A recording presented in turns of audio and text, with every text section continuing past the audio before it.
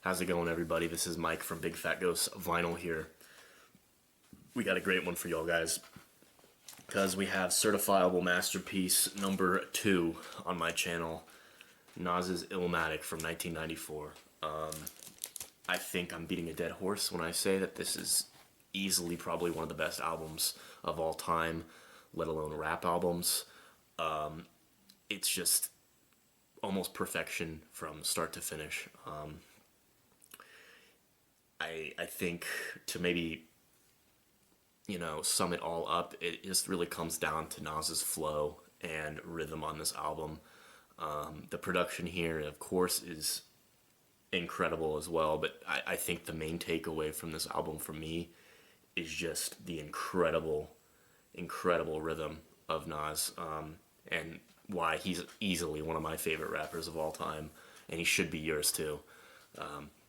So yeah, let's get into a couple of little, prerequisite details here. So, yeah, Illmatic was released April 19th, 1994, day before National Weed Day, which, you get stoned and listen to this. Can't go wrong with that, can you? We got, it's got a laundry list of producers, some of the best producers in the game at the time. We got DJ Premier, Large Professor, Nas himself, LES, Pete Rock, and of course Q-Tip from Tribe Called Quest. I think really what Nas was trying to do here was obviously make a name for himself, but he's really trying to give the audience a look into 1990s Queensbridge. And let me tell you, on some of these songs, you just feel the grittiness and you feel the energy of of being in Queensbridge in the 1990s. Obviously this is of course, an iteration of boom bap rap here. Definitely part of that genre, maybe even helped invent that genre.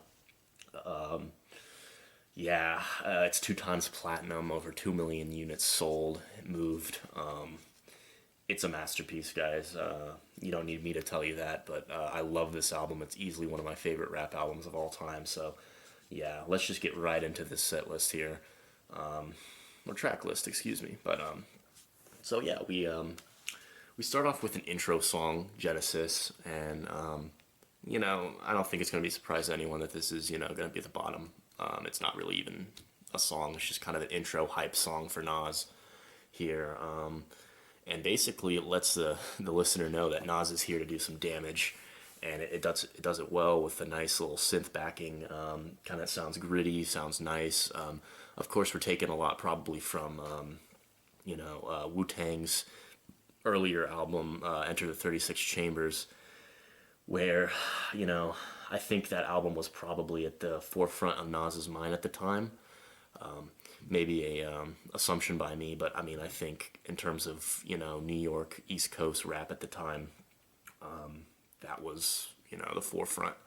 It came out the year before, I believe, so obviously was making great strides at the time as well.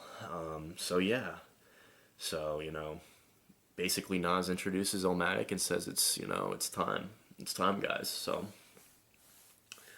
And then we go right into New York State of Mind.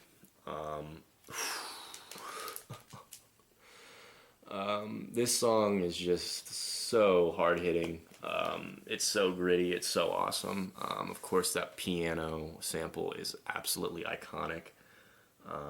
It really is just an infamous song. It's an awesome song here.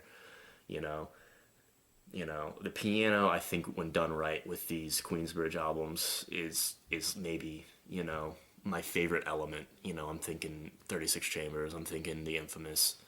This album could be better than those two. I think a lot of people would agree, but New York State of Mind could easily be the best song off any of those 3 albums. And wow, what a devious piano riff here.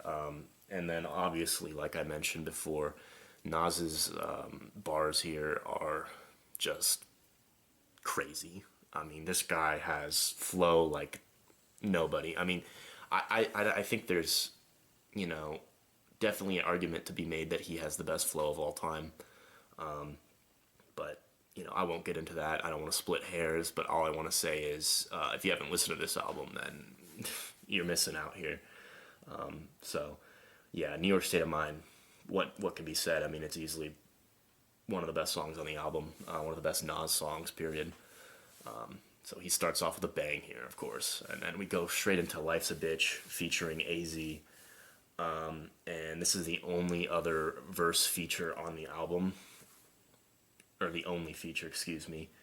I believe Q-Tip shows up on One Love a little bit, but it's not really a verse at all. So, yeah, here we kind of have that grittiness and that look into the pessimistic worldview of gang banging teens in Queensbridge, and you could probably tell that I'm an outsider. I mean, I'm here and I'm just I've been to New York. I've never been to Queensbridge, but let me tell you, I'll probably go someday. But this album takes you there, and "Life's a Bitch" is one of those pessimistic kind of life of Queensbridge songs that just it's great and it's poignant. It's basically saying, hey, shit fucking sucks anyway.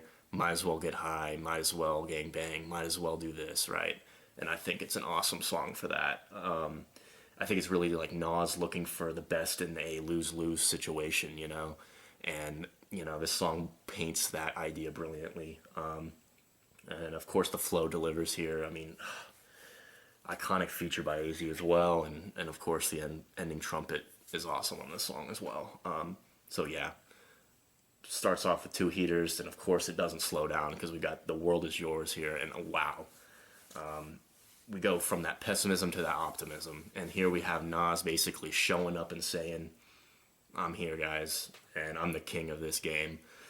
And let me tell you, it's just an awesome, awesome mood-lifting song, he's out for dead presidents to represent him, and we feel it, guys. We feel it. So, Tony Montana, I don't know if he took that from Scarface, but "The World Is Yours," right? What a uplifting and just motivating idea here. So, of course, that's a great track. Iconic as hell, guys. Iconic as hell. And then to end side A, we go into "Halftime," and this is probably my favorite song. I think this is maybe the best song on the album, for a couple of reasons. Obviously, "Halftime," this song is kind of basketball tinged. It's got like a basketball theme to it, which is awesome. I mean, this is a banger. This is boom bop at its finest here. The bars on this track are just sublime. Yeah, man. I mean, the "mad fat fluid." If I could just quote a bar here, but not bisexual. I'm an intellectual of rap. I'm a professional, and that's no question, y'all. Obviously, it doesn't sound anywhere near as cool when I say it, but just the rhythm of Nas on this song is incredible. And then that third verse is ridiculous. This is a verbal flex of the highest degree. And Nas is, he's firing on all cylinders here, guys. I mean, that's kind of how you can just sum up this whole album. It's just awesome. So we go from "Halftime" to side B when we start with "Memory Lane," "Sitting in the Park." And this is a slow burner. I think I kind of like making the analogy. This one's more baseball themed. It's got that Hammond riff, and I'm a prog head. So any song that samples Hammond organ, you know what I mean? Like sick, right? So this makes you kind of feel like, a little like baseball tinged, baseball-esque, but it's a nostalgic piece, right? It's more of like a reminiscing on the past and just thinking about the good times. And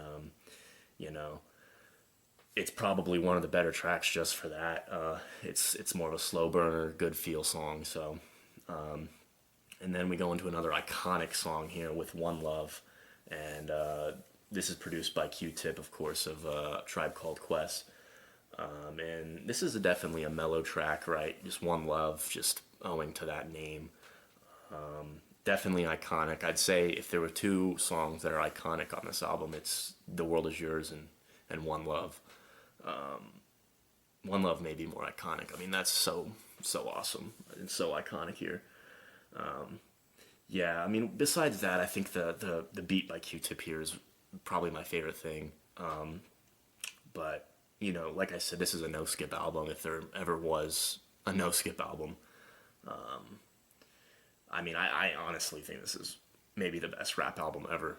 And I'm starting off with a bang here. I know this is the first rap album I've reviewed, but I was thinking, what is an album that I know well, that I love, and that, I can just start off with, nothing, no, Illmatic. So, yeah.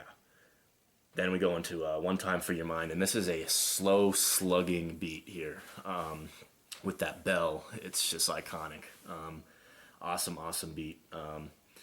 Nas comes here, and he's the villain, guys. He's the villain, and he wants you to know it.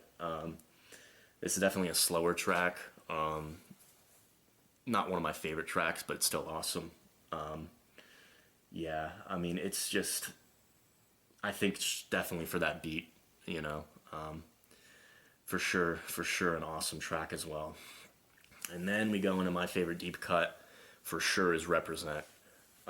This beat is just so icy cold and so gas, guys. I mean, and I would honestly be remiss to say I think he has the best flow here. I think the verses here and the bars here are just so fluid and so rhythmically perfect on this song that, I know it is my opinion, but I think a lot of people would say New York State of Mind and maybe even Halftime.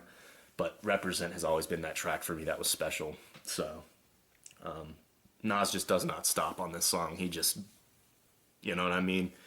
Oh, God, that beat's so awesome. And of course, we have the last track with It Ain't Hard to Tell. And, I mean, the sample on this beat, I believe it's Human Nature by MJ.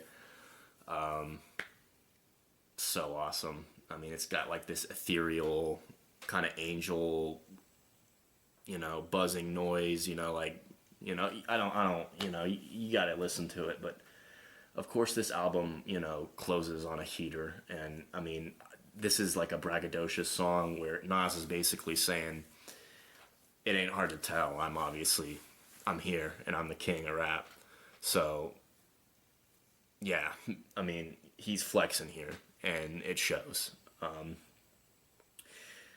You could sum up the whole album by that. Nas shows up in '94, and he is on top of the game, guys. That's the track listing, and I'm just gonna go up and say it. I think this is a 9.5 for me. It's a masterpiece. I really, it's hard for me to think of a better rap album than Illmatic.